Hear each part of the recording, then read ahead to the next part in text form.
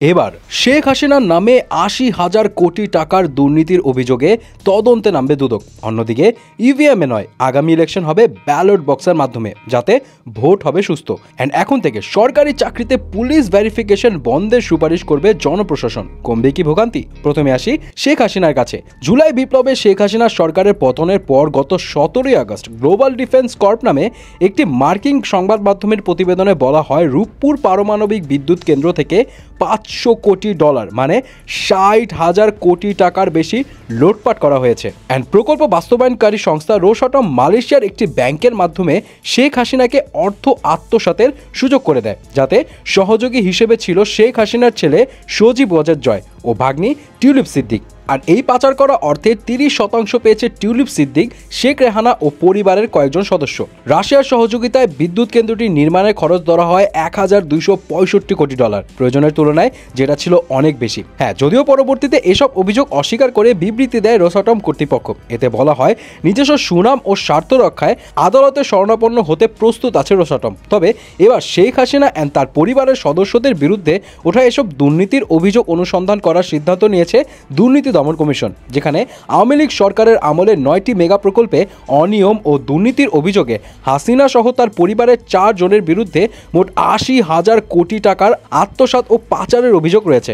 Media report থেকে জানা যায়, আশ্রয়ন প্রকল্প, রূপপুর পারমাণবিক বিদ্যুৎ কেন্দ্র, ডেজা ও বেজপার বিভিন্ন প্রকল্প সহ ৯টি প্রকল্পে অত্যন্ত ৮০,০০০ কোটি টাকারও বেশি লুটপাট করা হয়েছে। অ্যান্ড এই অভিযোগ যাচাই বাছাই শেষে কমিশনের বৈঠকে অনুসন্ধানের সিদ্ধান্ত নেওয়া হয়। অ্যান্ড শেখ হাসিনা ছাড়া শেখ রেহানা, টিউলিপ সিদ্দিক এবং সজীব ওয়াজেদ জয়ের বিরুদ্ধে আছে এসব অভিযোগ। তবে অনুসন্ধানে আরও ব্যক্তিদের নামও আসতে পারে। সো এখন তদন্তের পরই এই বিষয়ে আরও আপডেট পাওয়া যাবে। অন্যদিকে দেশে কবে নেক্সট জাতীয় ইলেকশন হবে এ নিয়ে তো এখনো সঠিক কোনো সিদ্ধান্ত পাওয়া যায়নি। তবে আজকে প্রধান নির্বাচন কমিশন সিইসির এএমএম নাসির উদ্দিন গণমাধ্যমে জানায়, জাতীয় নির্বাচন ইভিএম মেশিনে নয় বরং ব্যালটে হবে। এ সময় তিনি আরও বলেন, জাতীয় নির্বাচনের জন্য আমরা প্রথম দিন থেকে প্রস্তুতি নিচ্ছি।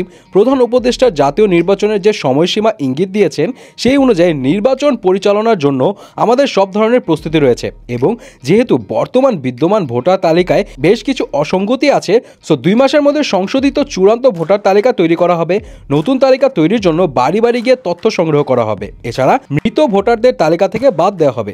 অনুপস্থিত বা বিদেশে থাকা ভোটারদের তথ্য যাচাই এবং ডুপ্লিকেট ভোটারদের শনাক্ত করে তালিকা সংশোধনের কাজ করা হবে। সো আশা করা যায় নেক্সট জাতীয় ইলেকশন অবশ্যই একটা ফেয়ার ইলেকশন হবে। অ্যান্ড ফাইনালি আজকে গণমাধ্যমে জনপ্রশাসন সংস্কার কমিশনের প্রধান আব্দুল মুহিত চৌধুরী বলেন, যে কোনো ধরনের চাকরিতে পুলিশ ভেরিফিকেশন যেন না থাকে সে বিষয়ে সুপারিশ করা হবে। মানে যে কোনো সরকারি চাকরির ক্ষেত্রে আগে বাড়ি বাড়ি গিয়ে পুলিশ যে ভেরিফিকেশন করতো সেটা বন্ধের দাবি করা হচ্ছে, যেটা অবশ্য একটা ভালো দিক। কারণ অনেক সময় পুলিশকে ঘুষ বা টাকা দিয়ে অযোগ্যরাও ভেরিফিকেশন করে নিত, এতে মেধার মূল্যায়ন সঠিকভাবে হতো না। আব্দুল মুহিত চৌধুরী আরও বলেন, আমরা তথ্য অধিকার আইনকে খুব গুরুত্ব দিচ্ছি। প্রতিটি জেলা ও বিভাগে এই বিষয়ে দেখভাল করতে একজন কর্মকর্তা দেওয়া হবে। তবে এখনও তথ্য অধিকার আইনের প্রয়োগ সেভাবে হচ্ছে না। এছাড়া তিনি আরও বলেন, উপ ও যুগ্ম সচিব পর্যায়ে পরীক্ষা ছাড়া কোনো প্রমোশন দেওয়া হবে না।